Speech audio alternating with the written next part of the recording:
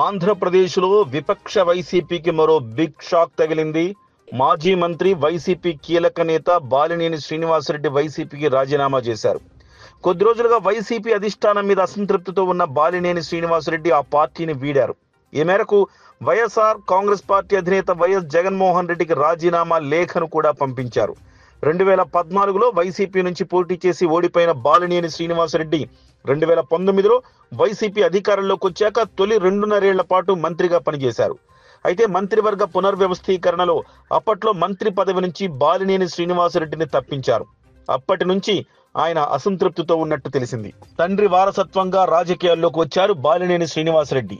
కాంగ్రెస్ పార్టీలో విద్యార్థి నేతగా పనిచేశారు. అనంతరం ఒంగోలు అసెంబ్లీ నియోజకవర్గం నుంచి 1999, 2004, 2009 ఎన్నికల్లో కాంగ్రెస్ పార్టీ తరఫున వరుసగా విజయం సాధించారు.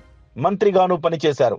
అయితే వైఎస్ రాజశేఖర రెడ్డి మరణం తర్వాత బాలినేని శ్రీనివాసరెడ్డి కాంగ్రెస్ పార్టీని వీడి వైసీపీలో చేరారు. 2012లో జరిగిన ఉప ఎన్నికల్లో ఆ పార్టీ తరపున మరోసారి ఒంగోలు నుంచి విజయం సాధించారు. అయితే 2014లో జరిగిన ఎన్నికల్లో ఓడిపోయిన బాలినేని వైసీపీ తరపున క్రియాశీలకంగా పనిచేస్తూ వచ్చారు. ఇక 2019 ఎన్నికల్లో ఒంగోలు నుంచి మరోసారి గెలుపొందిన బాలినేని వైఎస్ జగన్ మంత్రివర్గంలో 2.5 ఏళ్ల పాటు మంత్రిగా కొనసాగారు. అయితే మంత్రివర్గ పునర్వ్యవస్థీకరణలో బాలినేని శ్రీనివాసరెడ్డిని మంత్రి పదవి నుంచి తప్పించడం అప్పట్లో ఆయనలో అసంతృప్తికి కారణమైంది. ఆ తర్వాత 2024 ఎన్నికల సమయంలోనూ వైసీపీ అధిష్టానం నిర్ణయాలతో ఆయన విభేదిస్తూ వచ్చారు. ఒంగోలు ఎంపీ సీటును మాగుంట శ్రీనివాసులరెడ్డికి ఇప్పించేందుకు తీవ్రంగా ప్రయత్నించారు. అయితే వైఎస్ జగన్ మాత్రం చెవిరెడ్డి భాస్కర్ రెడ్డికి టికెట్ కేటాయించారు.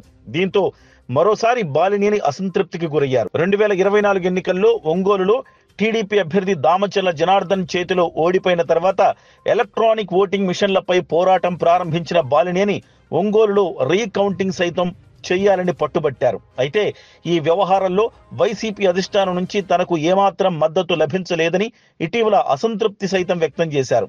ఈ పరిణామాల నేపథ్యంలో బాలినేని వైసీపీని వీడుతారంటూ గత కొన్ని రోజులుగా ప్రచారం జరుగుతూ వచ్చింది. చివరకు ఆ ప్రచారం ప్రకారమే వైసీపీకి బాలినేని గుడ్ బై చెప్పారు. అయితే కొన్ని కారణాలతోనే రాజీనామా చేసినట్టు బాలినేని చెప్పారు.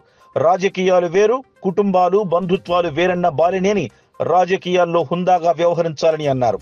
మరోవైపు బాలినేని శ్రీనివాసరెడ్డి జనసేనలోకి వెళతారంటూ ప్రచారం జరుగుతోంది. రేపు లేదా ఎల్లుండి ఆయన పవన్ కళ్యాణ్ గారిని కలిసి జనసేన తీర్థం పుచ్చుకుంటారని ప్రచారం జరుగుతోంది.